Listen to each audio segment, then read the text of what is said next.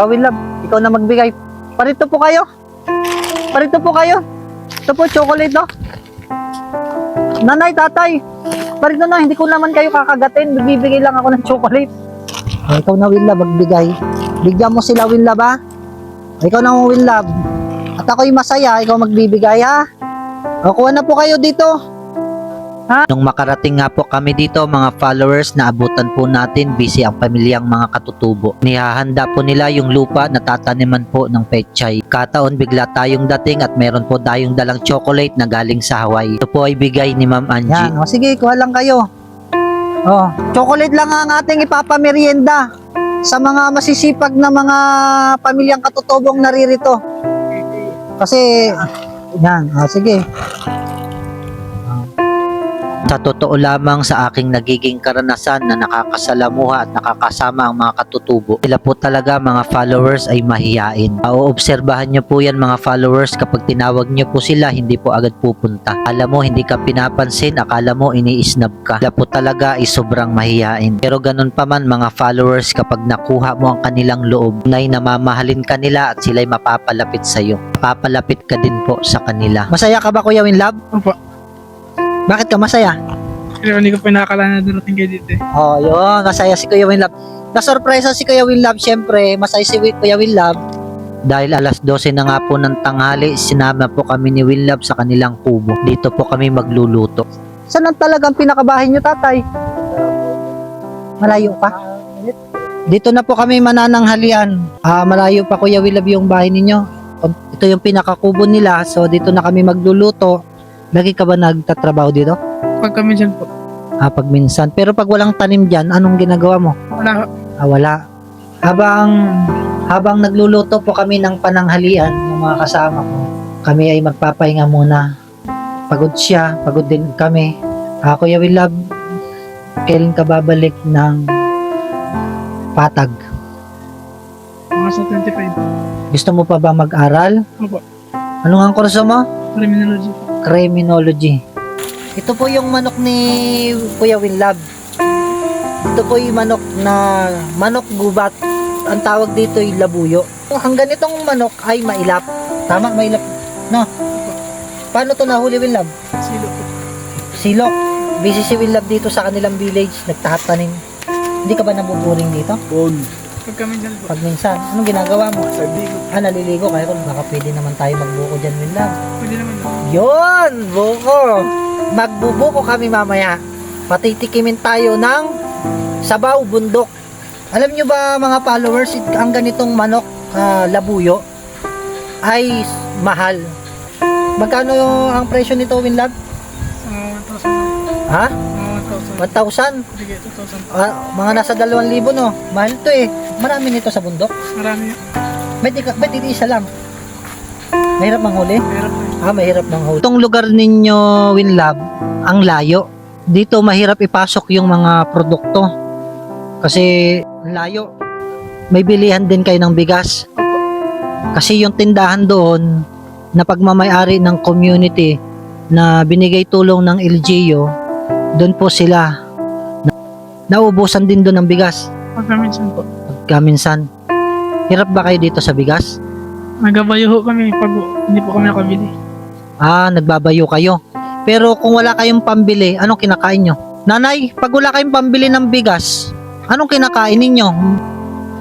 Kamote, kinakain ninyo. Pagkakataon ba hindi kayo kumakain kasi walang pambili? Pagka minsan po. Pag minsan.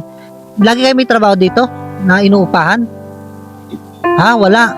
Ibig sabihin, hindi laging may trabaho dito sa village nyo para magkaroon ng pera at may pambili ng bigas. Kaya ang laging pagkain ninyo, kamote. Tapos malayo pa sa bayan. Di ba? Opo. Paano kayo nagkakapera? Opo po. Kupras. Per kilo. Minsan 35. Minsan ba pag walang bigas dito, bumababa pa kayo para bumili ng bigas? Ang layo naman. Buti nga ako bumili minsan ng utang. Tapos pag baba doon, wala pang dalang pera. Kung buti bili, utang pa lang. Buti pinapautang kayo doon sa labasan. Nakutang. Pinapautang. May bigas ba kayo ngayon?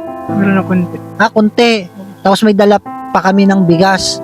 3 gatang na lang, sabi ni nanay mo. Kunti na nga lang yun. Pero may araw ba na natutulog ka, wala kang kain? Kaminsan po. Pag minsan, ang maipapayo ko sa'yo, Kuya Winlab, pag-aaral ka, tuloy mong pag-aaral mo. Kasi sayang, may mga sponsor ikaw. Ano? Kasi pagkakataon na yan. Pag ikaw nag-aaral, naging pulis ka, maabot mo pangarap mo, makapagtrabaho ka, may sahod. Pag may sahod, may pera. Pag may pera, may pambili ng bigas.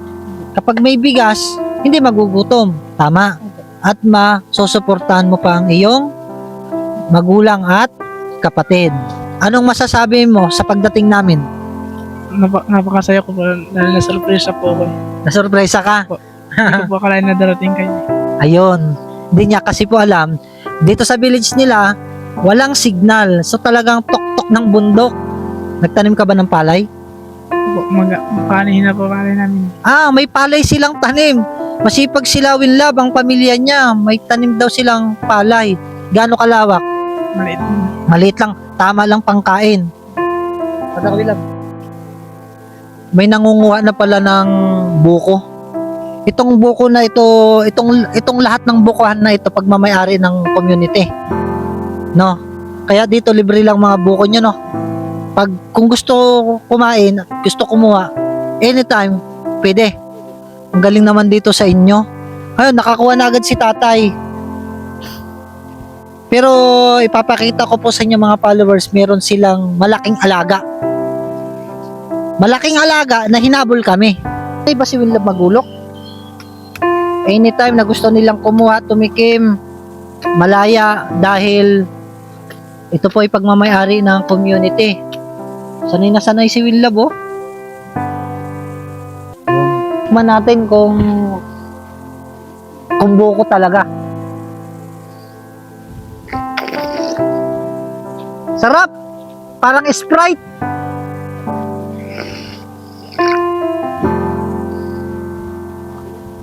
Ay! Sarap! Sarap! Nabahin ako kasi parang Sprite.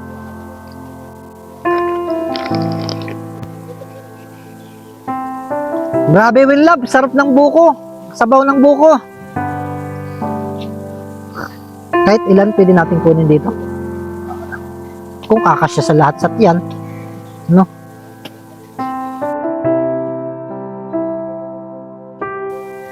Itong mga kasama ko ay umiinom na ng buko. Yan. Ikaw, Christian, busog ka na? Umiinom na. Dito pala, ito ang malawak na nyugan dito sa village. Dami. Tano, sa'yo ba yan? Yan. Ito po yung tatay ni Winlab. So habang kami nagluluto, ang mga kasama ko ay umiinom ng sabaw ng buko. Itong lugar nila ay napapalibutan ng mga bundok. Kaninong tanim na mangga to? Sa inyo rin ito? Itong langka kanino? Sa inyo rin, Winlab? Itong sintures? Sa inyo rin? Nagutom si Antukin, ah. Hintay lang, malapit na maluto. Gutom ka na, Antukin? Magandang tanghali po mga followers. Hindi pa kami nakakakain ng tanghalian, mag-aalauna na. Kasi nagluluto pa kami. Kasi si nanay, si tatay ay patitikimin kami ng fresh na sitaw at ampalaya. Ang lutong ito ay gata. So tayo na nagtimpla, no. Siyempre, kasi sila may tanim na sitaw at may mga tanim na ibang gulay. Masisipag sila magtanim eh. Ito nga po pala mga followers yung tanim nilang sitaw. Bukod po dyan, marami pa pong gulay silang tanim sa village. Ito po yung aming masarap na ulam ngayong tanghalian. Ginataang sitaw na may okra, na may ang tawag doon sa mapait, Ampalaya. ampalaya. Sitaw, okra, ampalaya, ginataan. Ito ipapatikim sa akin ni tatay at nanay, yung kanilang tanim na gulay. Ganito lang ang buhay sa bundok, diba? Simple lang. Oo. Kung na nagluto, patitikimin ko sila ng lutong Bicol. Pagkatapos nga po maluto yung mga pagkain, nilatag na po namin sa lupa ang dahon po ng saging. Dito po sa kanila mga followers, wala po silang plato at dito na lang po kami kakain. Pinagandahan po dito mga followers, pagkatapos ay walang hugasin. Hanggang dito na lamang po nagtatapos ang video, abangan nyo po ang part 4. Salamat!